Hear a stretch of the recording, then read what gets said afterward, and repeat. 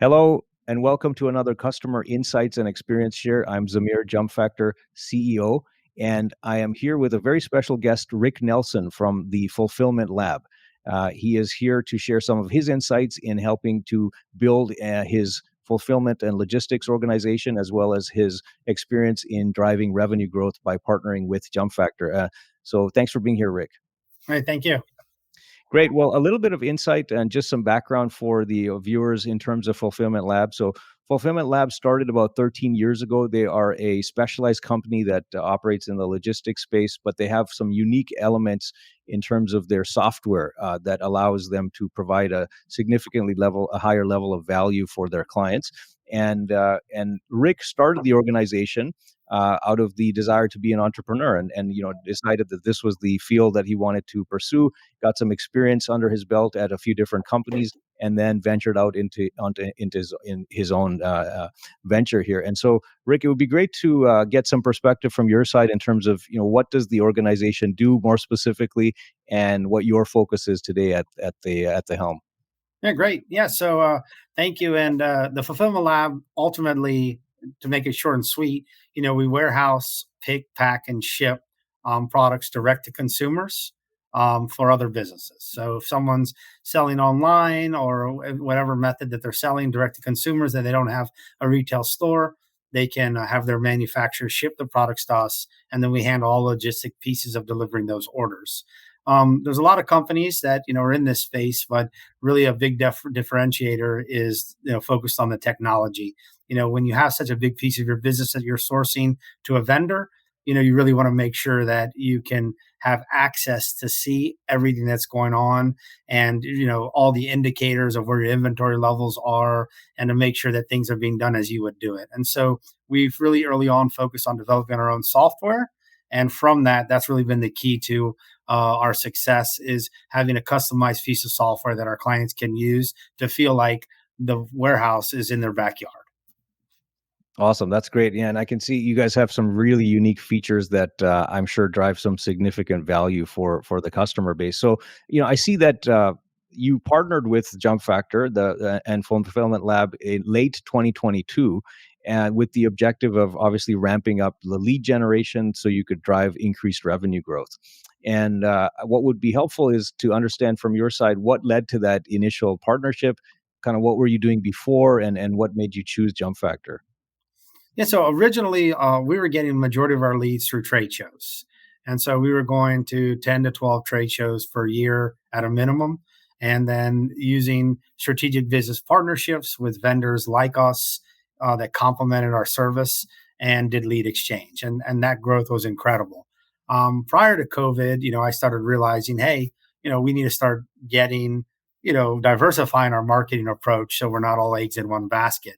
And so we started looking at inbound and outbound strategies. Thank goodness we started doing that, because then when COVID came and all the trade shows ended, we at least had, we were running a little bit. We were walking maybe. So we found a great company that helped to hear our message, and they relayed our competitive advantage, and graphics were great, and all of that was fine. The unfortunate thing is that's kind of where it ended. When we got into the technical side and the conversions, this is where then we were lacking. And so was all in one with this company, and I said, well, let me now go to 4 or 5 different individual vendors that specialize SEO, Google Ads, LinkedIn, social media, and then let them as specialists drive what they're best at. And so then you have this mixed messaging that was taking place, all this technology integration that I was trying to do, overlapping of keywords. And so, managing 5 different companies to do what I needed to do Right. didn't seem to be a great plan, right? So now I'm like, okay, what's the next option? So I brought a team in house to start managing that, and finally realized that unfortunately no one knows the fulfillment of like I do, because I started it. So I got rid of the in-house team, and I just terminated my relationship with those other vendors, and I was looking for someone who understood the analytics, return on investment, that as pretty as everything is, if it's not converting, then it doesn't make sense. And that's where Jump Factor came in. And so my experience from the beginning with sales, and then talking to several salespeople, talking to people within the organization, looking at how long people had worked for the company, and their model, it was a breath of fresh air on what they were saying. Now, can they deliver? Right? That's always the question when you're gonna choose someone. And so I tend to have too high of expectations. I'm always lowering expectations. That offends everyone that I say that. In this case, my expectations have been exceeded. It's been really cool that and not that they undersold and overpromised, because that would seem sorry, under promise and over delivered on purpose. But it just seems like every time we tackle something new, we're tackling it understanding that my dollar is ultimately what we need to convert into more dollars. And if that's not part of what we're doing, let's not talk about it.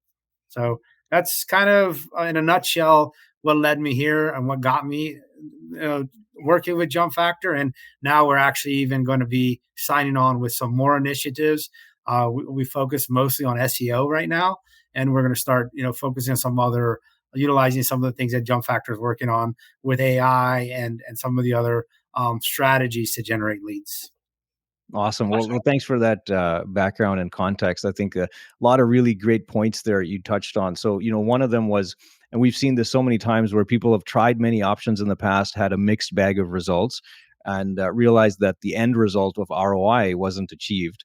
And so they then, look at alternate options, which it looks like you did. We went from a branding agency to in-house, and then wrangling multiple contractors was prior to that. And that's also a common story where, unfortunately, you hit on one of the key points, is that you get mixed messaging, a lot of overlap of work, and then oftentimes you end up being like a project manager herding cats. You got like five different people that you're trying to get together on the same page, and so it's just not the same as having a unified approach from a team that's all kind of working together under one roof. Type of approach. So I really see that you've been able to benefit from that, and obviously appreciate that that it's working well. And obviously, as you mentioned, now we're layering in some additional components, including, I believe, the outbound and AI and a lot of different components to accelerate things a lot more. So, just for some context for the viewers, even from the initial short period of working together so far, there's been an increase in visibility of the site. So one of the key things we focused on early on was starting the search engine optimization to ramp up the rankings and traffic for very high value key terms. And it looks like that the keywords have increased by over 4,500, resulting in an increase of over 3,000 visits per month. And much more high quality targeted visits. So obviously that's a key piece. I understand that the lead flow has peaked at about 50 and growing. So we're seeing 50 plus high quality leads or opportunities that are coming through the door on a monthly basis. And then, of course, to date, again, in the short time that we've been working together, there's already been 8 different deals closed. But perhaps maybe just touching on the lead flow, if you could shed some insight on how has the process changed as you've been seeing more inbound lead flow. Kind of has that change the approach that you have to new business and growth. I think one of the biggest strategies was, we had some traffic before, so it was interesting. I think when you guys first looked, it's like, wow, like you're actually, you have been going somewhere, you're just not doing anything with it, right? And so not only, the focus of keywords has been incredible to increase that, but also utilizing the existing traffic we had coming to our site and making sure that the pages they were landing on had the right call to actions, the forms were simple and the forms converted, right? And so that, I think that was something that you guys recognized early on, and we were able to get some home runs early on, with that. What we've seen is not only are more leads coming through, but the leads are actually more relevant because the some of the chat bot information that put on there that helps qualify, and the way that the page, what it says and what we're looking for in the questions that we ask on the form, it's saving time with our sales force on not trying to track down a bunch of people that aren't even qualified. So our conversion from a lead to then determining it to be qualified is also up. So not only leads are up, but the ratio between qualified and non-qualified leads are also up, which means that's our time being better spent. So we're getting, like you said, 10 to 12 is solid per week. So 50 is nailing it. That's what we see. Then we're seeing that probably 60% of those become qualified leads. So that means we're interested in doing they're living breathing people that need products shipped, right? So Right. we're seeing that up, and then once they hit to that qualified lead, it really goes away from what you guys can do for us and becomes, well, who are we as a company, right? Because now we're taking that lead and we're nurturing it to a start. And so when we're looking at leads up, and then the percentage of leads that are not qualified versus qualified up, that's all we can ask for from a marketing company, especially when it's strictly on the inbound side. Yeah, that's great. And so it sounds like the pipeline is building very robustly. And obviously, today, in the short time, of course, there's already been about eight deals that are clients that have been onboarded, and that seems to be growing. And it looks like there's a large potential for that to increase based on the percentage of qualified leads coming through the door. And of course, those are many of those, or most of them, are recurring revenue deals. So it's not just one time, but they keep buying and potentially increasing their spend with you, which is great. And so obviously, one of the big things is making sure that's driving ROI tangibly, quantitatively. But of course, you need to have a good working relationship and strategy with the team. And so, what would be helpful for the viewers is also to get a sense of how has the project management and responsiveness been in terms of your work with and collaboration with our team. Yeah, I think you nailed one of the biggest points that I feel is a single point of contact, right? So that doesn't mean that I only talk to one person. That means there's one liaison, right? And so then whatever it is that we need to talk about, then a specialist comes on alongside with that person. And so it's nice because I'm not having to explain what I'm looking to do when I talk to a new person, because my representative has already gotten everyone up to speed. So when you have meetings like this and you're running different departments and you have limited time, you kind of just want to get down to it. We say hi and we're friendly, of course, but then it's like, let's get into it, and everyone's up to speed. And I could talk to them, even though it was the first time that I've met them, I could talk to them like I've met them, 5 or 6 times already, because, my team lead has already gotten them up to speed. So I think that's huge. The process of getting things approved, and the communication and the system that you guys use to stay on top of all your projects, it's really seamless for me. I get an email, I get reminders when I complete it, it goes away. I can go through the dashboard, I can manage it that you guys have, I can manage it through emails. So I think kind of however whatever type of person you are, it's an easy flow to communicate, and they have to sometimes ping me and say, what's going on here? I'm like, oh my gosh, so they not only, it's not like they send me a task and then leave it up to me. They kind of help me sometimes. I need a little nudge, I think that's really been the key, and always bringing new things to the table, summarizing what's happened. A lot of my past meetings, it's all talking about what has happened, and that's great. But now that means, what are we going to do next? This is what happened really quick.